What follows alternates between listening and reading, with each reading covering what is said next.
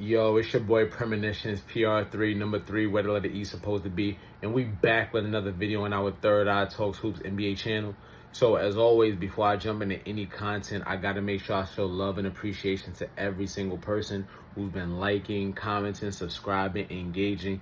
Look, like I say, consistent content, consistent fire. Every Sunday, every Wednesday, y'all gonna get a new video. And I don't want to waste no more time. We're gonna jump into today's video where we look at 5 off-season moves NBA teams are gonna regret going into the 2024-2025 NBA season. And we start off our list talking about a Chicago Bull, a Windy City guy going out west, and that's the Sacramento Kings signing DeMar DeRozan. So why do I think the Sacramento Kings are gonna regret that signing?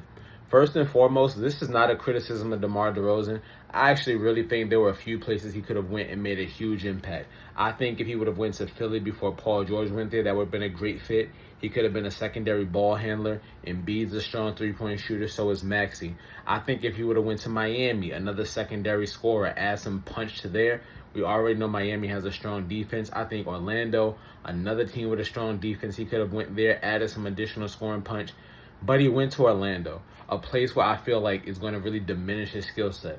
One, they already have De'Aaron Fox and they have Domantas Sabonis, two high-volume ball handlers who score over 20 points per game themselves. And the games don't complement. DeMar DeRozan, yeah, he's a ball handler, a mid-range magician. That's how he works. But guess what? He's playing now with De'Aaron Fox. De'Aaron Fox is also someone who needs the ball. He can hit the three, but he's definitely not considered a floor spacer. Domantas Sabonis, who got MVP votes last year, is also at his best with the ball in his hands, and that's not really suited for DeMar DeRozan to consistently play off the ball. Look, I feel like DeMar is a terrific player, would have made a positive impact in a lot of places. I just don't think it's going to be a great fit for him in Sacramento. Moving on to the next offseason move the team is going to regret. Look, they traded a lot to get him, and they lost him for nothing. The Clippers will regret letting Paul George walk away. Look, here's the reality of the Clippers situation. They mortgaged everything to pair up Kawhi Leonard with Paul George. They traded a whole bunch of picks, and they gave up Shai Gilgeous-Alexander, who right now, in my opinion, is easily a top 3 player in the NBA. Right now, the Clippers don't really have a direction. You sign Kawhi Leonard, who's consistently hurt. You get James Harden. The best you're really going to hope for right there is potentially being middling, maybe not even making the playoffs. At least with Paul George, you could sell something to your fans as if, yo, we're still trying to potentially compete for a title.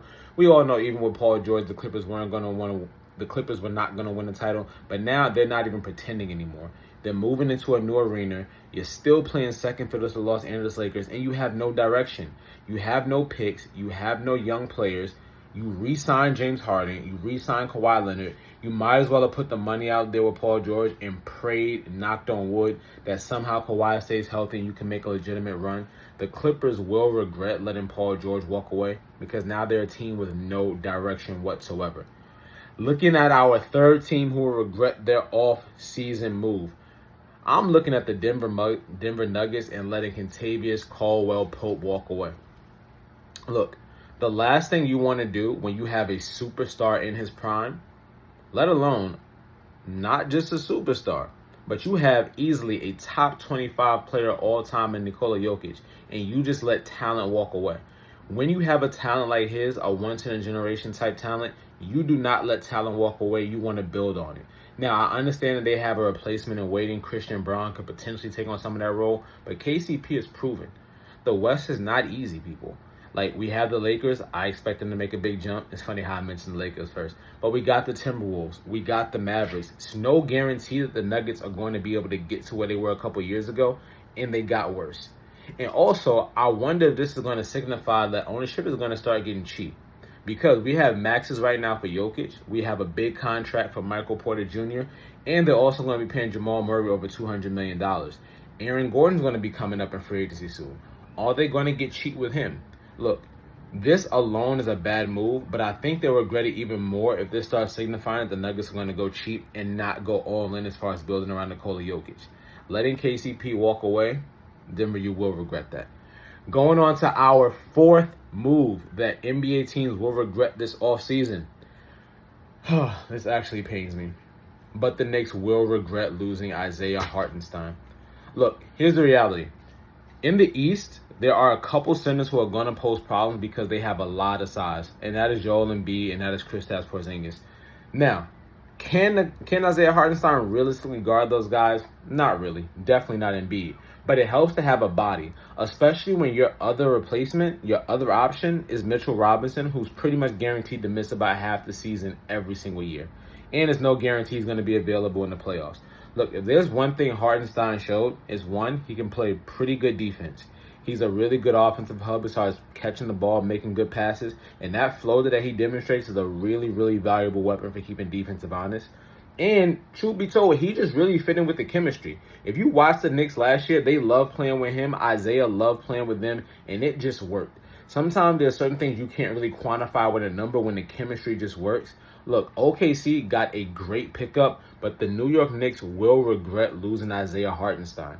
Losing consistent size when you don't have anything to back it up, especially when you're a team with championship aspirations, the Knicks will regret that.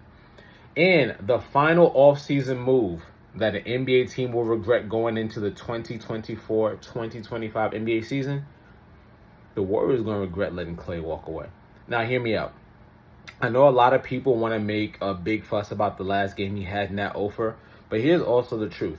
Klay Thompson shot 9 threes a game and still shot the same percentage that Buddy Hield shot, and Buddy Hield took 3 less threes per game. So you're not getting a better shooter. In addition, even at this age, Klay Thompson is still a better defender per StatMuse. He's still graded out as a better defender than Buddy Hield. And like I said before, there is no substitute for chemistry. There is no substitute for familiarity because there are certain things you just cannot quantify. The Splash Brothers are over. Like, think about that. A duo that really helped define a generation in the NBA is now over. They replaced him with a player who's inferior on offense based on the stats, inferior on defense based on the stats and the eye test. Look, I understand they wanted to save a few dollars. I get it. But right now, Golden State, they're not a championship contender, and you just lost legacy. Look, we only have a couple more years of Steph, a couple more years of Draymond. It would have just been right for Klay to stay there and go out with the organization that he helped bring back to prominence. And don't get it twisted. Klay played a huge part in bringing that team back to prominence. While Steph is the MVP and undeniably the best player, there are often times that Klay was the person who had to get it done in the clutch time. A lot of times, Steph wasn't the one hitting those big shots. It was Klay, and they will miss his big shot making. They will miss his defense, his veteran presence, and they will just miss the other half of the Splash Brothers. So that's what we're going to close out today's video, looking at 5 teams who will regret moves in the offseason. Look, do you agree with what the third eye sees? If you think I'm wrong, let me show you why I'm right. Until then, like, comment, share, subscribe. Have a blessed one.